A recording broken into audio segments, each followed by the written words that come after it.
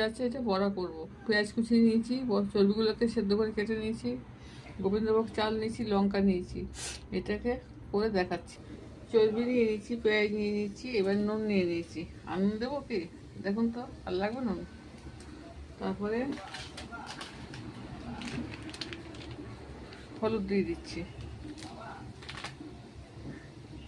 এবার গোবিন্দভোগ চাল বেটেছি সেটা দিয়ে দিচ্ছি, পকোড়া বেটে দেখি। দেখুন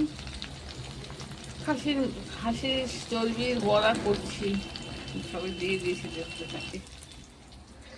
এটা হয়ে গেছে, তুলে দিচ্ছি। দেখুন কিছু বড়া হয়ে গেছে, আর কিছু বড়া হচ্ছে। কেমন লাগছে, ভালো লাগলে লাইক শেয়ার করবে।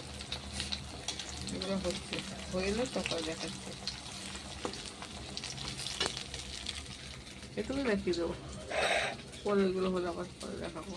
অল্পই হয়েছে ভাজা, একসঙ্গে সব ভাজা হয় না, শুধু গোবিন্দভোগ চাল বললে এরকম হয়েছে।